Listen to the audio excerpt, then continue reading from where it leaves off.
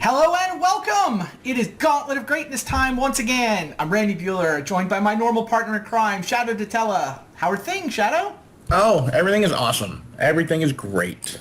Everything is even better with a new baby in the house. Well, see, that's not entirely true. Sleeping isn't better. But, I was going to make the same joke. Been there, okay. yes. Yes, yeah. You look surprisingly well rested. I guess it is like the middle of the afternoon, but... It is middle of the afternoon, yes. Well, glad to hear things are going well. Yeah. Things are going well in our Pauper tournament, too. We are down to the top 8. Finished the play-in matches. The decks that were voted buys are in the field now, and we're going to start in the top left corner. The people spoke. They said, we want to see more Drake combo. So we're going to show more Drake combo. It is going to be Delver taking on the Drake combo. Drake did just fine against Jeskai, but we'll see how this one goes. Here's the Pauper version of a Delver list. So you got your 4 Delver secrets. It's also got some fairy action going on. Miscreants and Spell Stutter sprites give you more flyers and some permission. And speaking of permission, the original Counterspell was common through most of the late 90s. So 4 of those, couple of deprives, some days action. That's a pretty healthy permission suite that could definitely pose a problem for the Drake combo deck.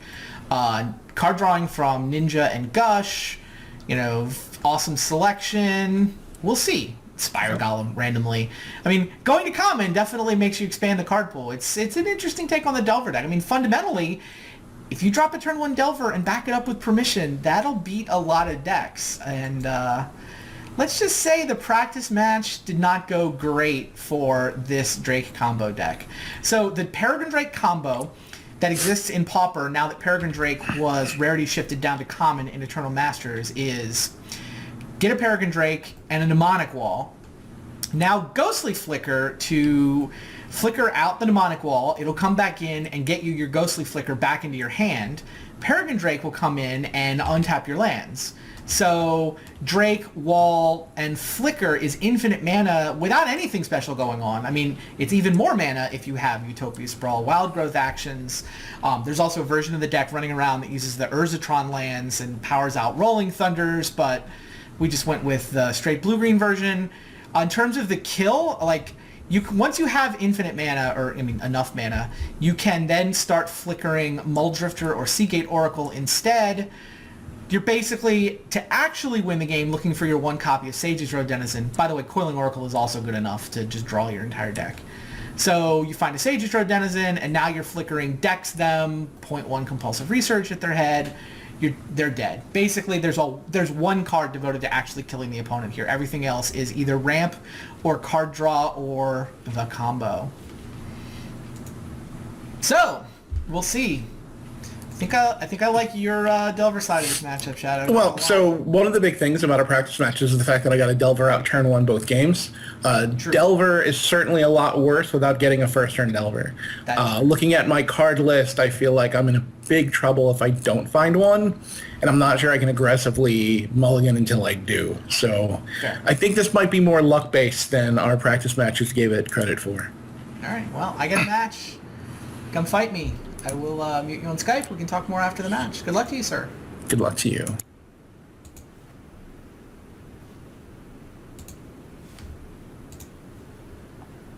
All right. See what happens. I mean, Drake deck's cool, but, Delver's Delver. This is definitely one of the big decks in Pauper. I mean, it is one of the heavy hitters. Eventually, Shadow will find my match.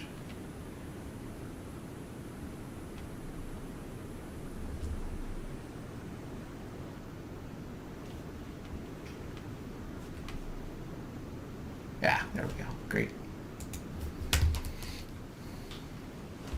Yeah, I see chat wondering about Shadow's luck-based conclusion. His best draws definitely involve a turn 1 Delver, but he has enough permission that it may just be that having, 8-10 after sideboarding 12 counters is enough to just beat me, even without a turn 1 Delver. Obviously I can't keep this hand. 0 lands, so we'll keep this one.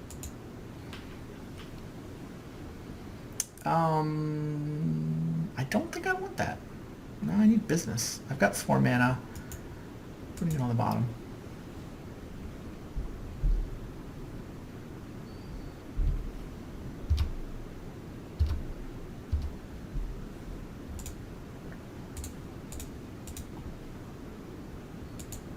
Days would be pretty good there.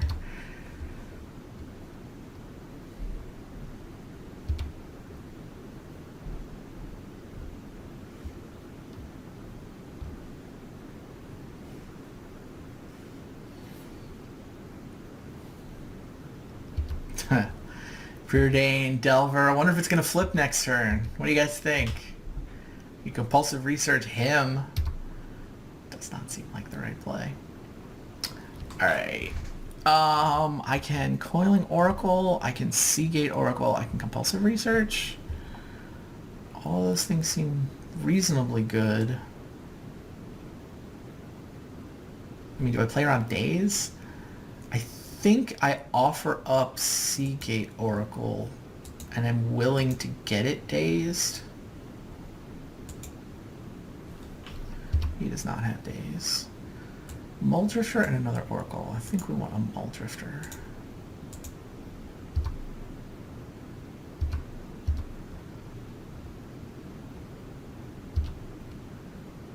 Delver revealing. Ponder.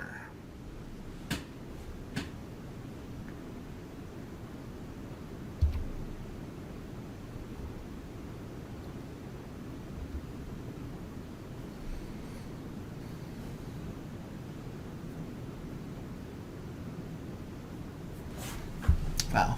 Yeah, this clock in the air is tough. I feel like my deck can win relatively quickly, and I feel like my deck can play a grindy game against a permission deck with card drawing, with like Muldrifters and compulsive researches and whatnot, but I don't think this deck can do them simultaneously. Jeez. Wow. Alright. I have 4 mana.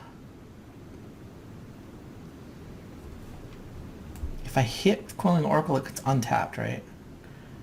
So in theory, I can do a 2 and a 3 if I hit with Coiling Oracle.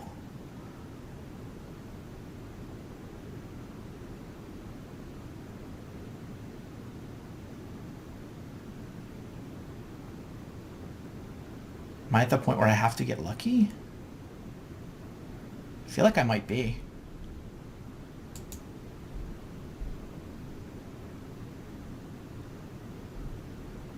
Oh, yeah, and then I can do Sakura Tribuilder if this doesn't work. I can do 2/2s. Yeah, this is the right play. Alright. What do we get? We get another compulsive research. Alright. Fair enough.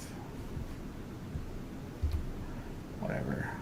I'm not even going to bother hitting him for 1. It's so not going to be relevant. So, can he flip this here?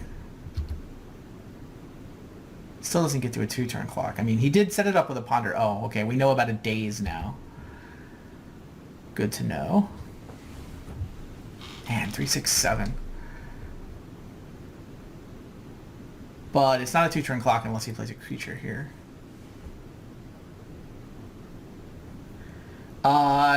I see people asking about the code. No, you can buy whatever you want from Card Kingdom. I'm very grateful to Card Kingdom for sponsoring the stream. They would be happy to have your business. They want to know that you found out about them from my stream. That's why the code is Pauper, but you can buy anything.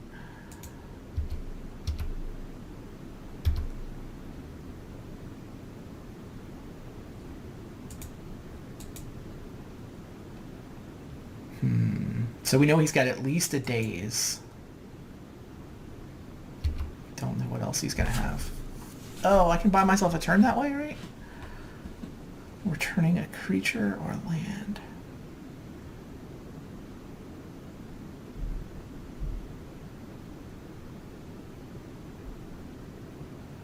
Huh.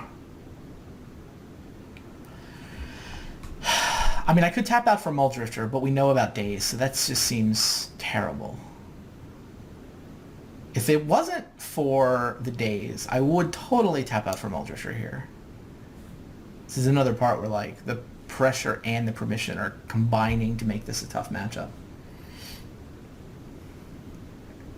Yeah, I mean, he's auto-flipped his Delvers every turn, but to be fair, he set them both up. Like, they both flipped after a Ponder or a Preordain.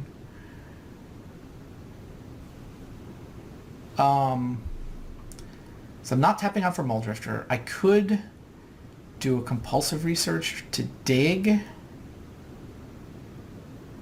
If I find a land, then I can do another 3.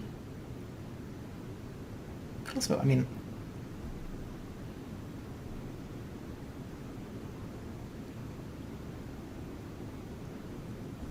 Sure. I mean, what's my other option? I can Ghostly Flicker both of these. Oh, maybe that's not bad. It gets the Ghostly Flicker in the yard, too. I can Ghostly Flicker both of these. I get a Coiling Oracle and a Sea. Yeah, that seems better. And I'm going to need this in... I'm going to need to find a Demonic Wall to make my combo work. It sort of doesn't matter whether this is in my hand. I don't know. I need cards. This seems like a mana-efficient way to get cards. I'm going to do this.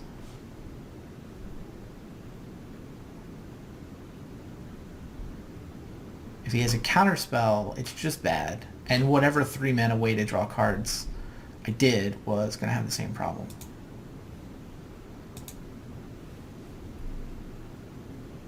Oh, I should have stacked it the other way so that I know what I'm getting from Coiling Oracle before I did the one where I have an actual decision.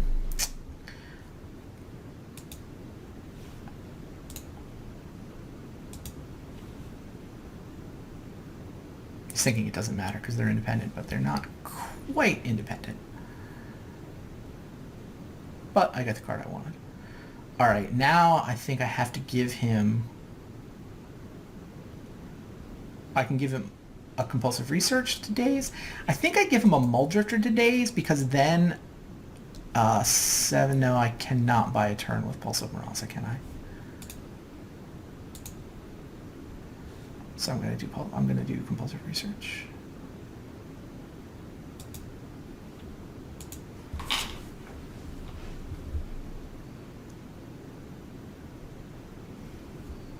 Tough game. Wow, he let that one go.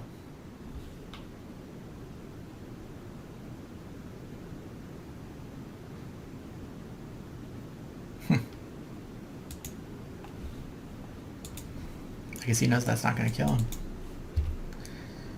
Alright. Maybe that means he's on only the Daze? I did see a Daze with Delver, for the record. That's why I'm... Oh, Spell Stutter Sprite. Oh, geez. Now it's 8. He had an instant speed creature to up the clock from 7 to 8. Wrecked. I didn't have a way to play around it. Like... I could have done Pulse of Marasa instead of drawing cards, but crazy. I mean, all that does is put me back in the same situation without having found any answers. Tough matchup. That's funny. Spell Stutter Sprite for the win. I have in Goldfishing with this deck done the trick of using Ghostly Flicker on an evoked Muldrifter. It is good times because you evoke Muldrifter and then with the sacrifice trigger on the stack, you flicker it. So you get the 2 cards from evoking the Muldrifter, then Ghostly Flicker brings the Muldrifter back and you get the 2 cards again, plus your Muldrifter hangs around. Doesn't go away. Super good times. Alright. I need some permission and... I need to make sure that he can't kill a key creature, I guess? Wow.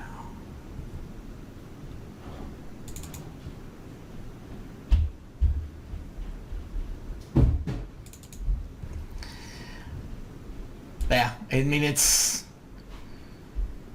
not like I have some sideboard plan that just suddenly changes the way the matchup plays. The matchup plays the way it plays. I need to assemble my combo before he can kill me.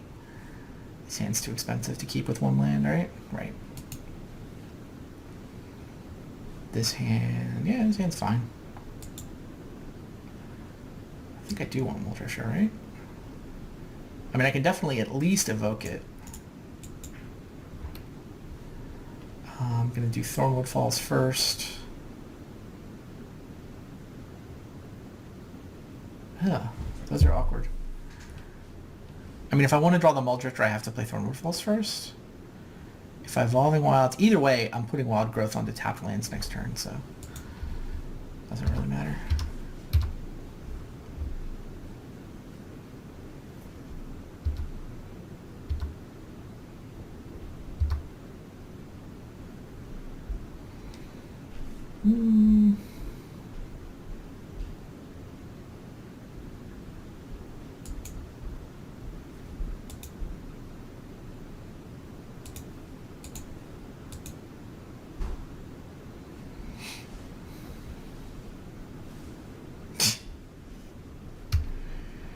Yep.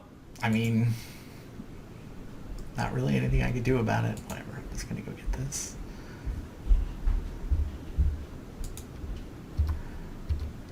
Wow.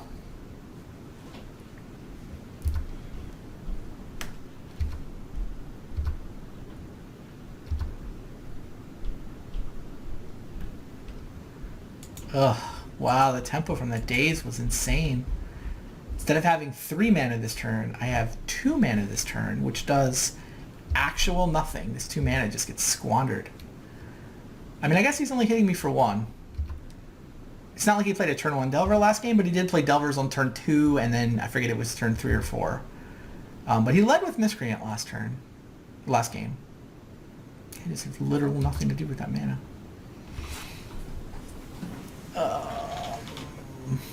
With no land to discard, does that make Muldrifter better here? I think it does. I'm so far from setting up the Muldrifter Flicker.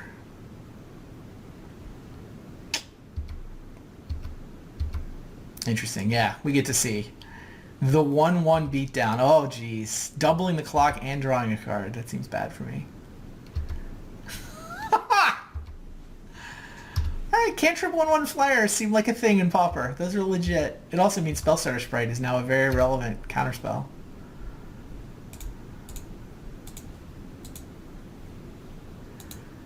Can I have some cards, please? Discard the Thornwood Falls, right?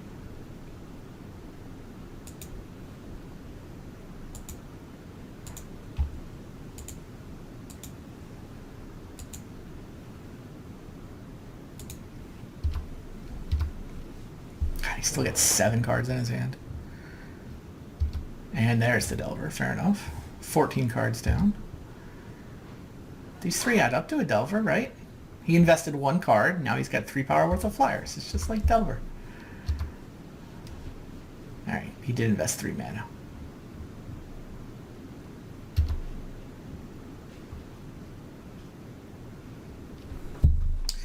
Alright, I can now... I'm at 5. Coiling Oracle is an option.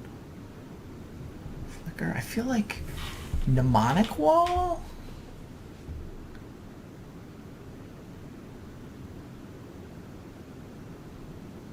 I can't do 2 things unless it's a 2 and a 3. If he doesn't have a handful of counters... I mean, I've slogged my way through 2 counters. So... Oh, Peregrine Drake does also block here super well, doesn't it?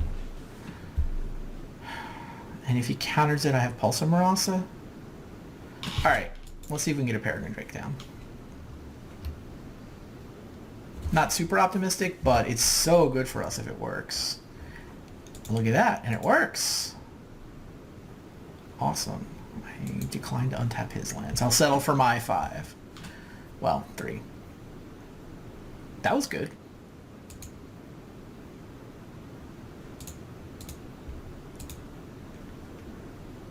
Okay. I mean, If he doesn't break this up next turn, we have infinite mana. And he's basically told us can't break it up here.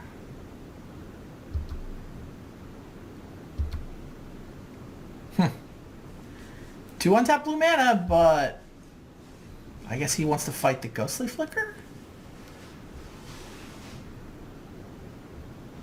Is that what he's decided to counterspell?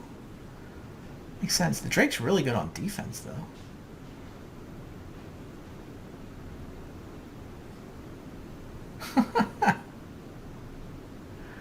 Wow. That is surprisingly good.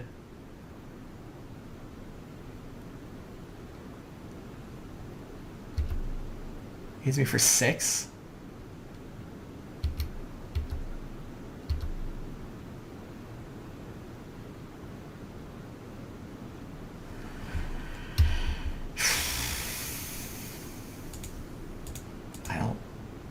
I don't have any way to slow play this. Like, I'm almost dead. I have to start trying to... Yeah, and now there's the counterspell. Wow.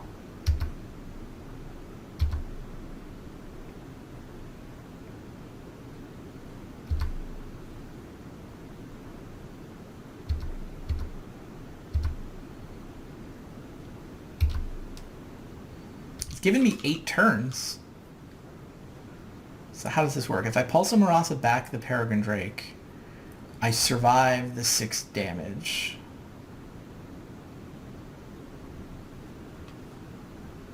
So I should do that main phase while I can negate to defend it. And if it resolves, then I can play Coiling Oracle. Yeah, that all sounds right.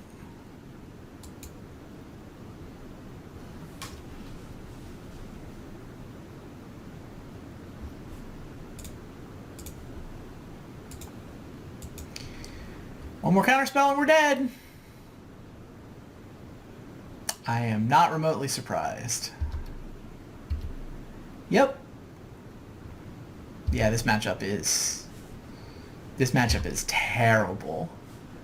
I'm losing this 2-0. I lost the practice match 2-0, and none of the games were even close.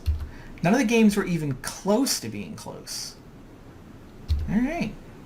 Good to know. I feel like we learned something about Pauper.